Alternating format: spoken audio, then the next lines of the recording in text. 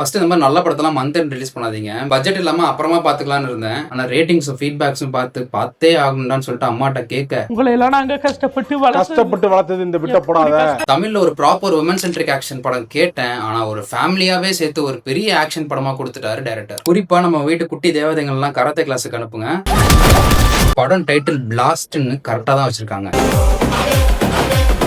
First of all படத்தோட one line பத்தி பாத்துடலாம். சொசைட்டில ஒரு பெரிய ப்ராப்ளம் கிரியேட் பண்ண நினைக்கிற ஒரு கார்ப்பரேட் வில்லன், அந்த வில்லனுக்கும் ஒரு கராத்தே தெரிஞ்ச ஃபேமிலிக்கும் நடுவுல இருக்கிற ஒரு பேட்டில் தான் இந்த படம். இந்த ஃபேமிலிக்கும் இந்த வில்லனுக்கும் எந்த சம்பந்தமும் கிடையாது. பட் எப்படி சம்பந்தப்படுத்துறாங்க, ஃபைனலா இதோட சொல்யூஷன் என்ன அப்படின்றதுதான் பிளாஸ்ட் படத்தோட ஒரு கதை சுருக்கம். மெயினா படத்துல டைரக்டர் வேலை செஞ்சதை தாண்டி ஆக்ஷன் டைரக்டர் தான் அதிகமா வேலை செஞ்சிருக்காருன்னு நினைக்கிறேன். பிகாஸ் ஏகப்பட்ட ஃபைட் சீக்வன்ஸை ஒன்னா சேர்த்து ஒரு ஆக்ஷன் பேக்டுங்கிற வேர்டுக்கு கரெக்டான படம் இந்த படம். படத்தோட டெக்னிக்கல் சைட் பார்த்தோம்னா வெல் டிரெக்டட். அவரோட ஃபர்ஸ்ட் படம் நினைக்கிறேன். சுபாஷ் கேராஜ், all the very best brother. அவர் மட்டும் இல்லாம ஒரு நல்ல டீமும் சேர்ந்து தான் இந்த படத்தை கொடுத்திருக்காங்க. பிரதீப் ராகவ் எடிட்டர். லீடர் படத்துல ஏகப்பட்ட ஆக்ஷன் இருக்கும். அதே எடிட்டர் தான் ஒரு பெரிய படம் சின்ன படம் பாக்குறது இல்ல போல, எல்லா படத்துக்கும் தன்னோட பெஸ்ட் ஒர்க் கொடுக்கறதுனால எல்லா படமுமே இப்ப ஈக்குவலா தெரியுது. பிளாஸ்ட் படம் யாருமே எதிர்பார்க்கல இந்த அளவுக்கு இருக்கும்னு. இப்போ ஒவ்வொரு ஃபேமிலியா அதை பார்க்கணும்னு தோண வச்சிருக்கு. அந்த அளவுக்கு படத்தோட மேக்கிங் ப்ராமிசிங்கா இருக்கு. படத்தை பார்த்துட்டு வந்த ஆடியன்ஸோட ரேட்டிங் புக் மை ஷோலையும் செம்ம ரேட்டிங்ஸ் இருக்கு.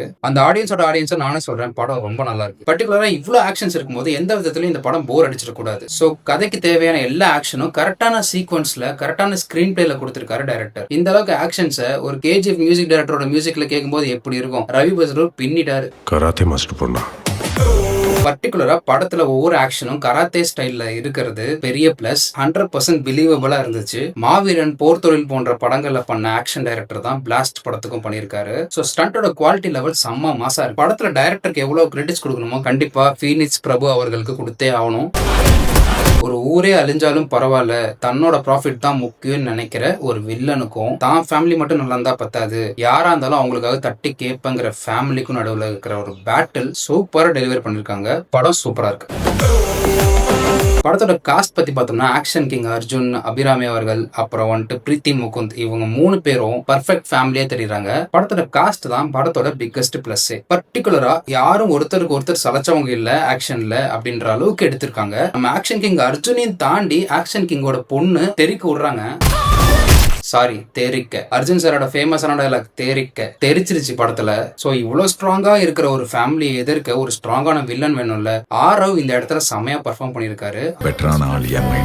சோ அவரோட ஆக்ஷன் ஸ்டைலும் செம்மையா பண்ணிருக்காங்க. அவரும் ஒரு கராத்தே தெரிஞ்சவர் தான் போல. படத்தோட ஃபர்ஸ்ட் ஹாஃப்ல அங்கங்க பீக் மொமெண்ட்ஸ் இருந்தாலும் படத்தோட கதையை செட் பண்ண அங்கங்க எக்ஸ்ப்ளோர் பண்றாங்க. அதை எக்ஸ்ப்ளோர் பண்ணும்போது கொஞ்சம் ஸ்லோவா போற மாதிரி இருக்கும். நிறைய இடத்துல அங்கங்க பிச்சு போட்டு சீன்ஸ் எல்லாம் காமிக்கும் போது கொஞ்சம் என்னடா அப்படின்னு இருக்கு. ஆனா எல்லாத்தையும் ஒன்னா சேர்த்து இன்டர்வல்ல ஒரு பீக் மொமெண்ட்டை வச்சு படத்தை அங்க இருந்து எலிவேட் பண்ணாங்க பாருங்க. அதுல இருந்து படத்துல ஃபைட்ஸுக்கு பஞ்சமே இல்ல.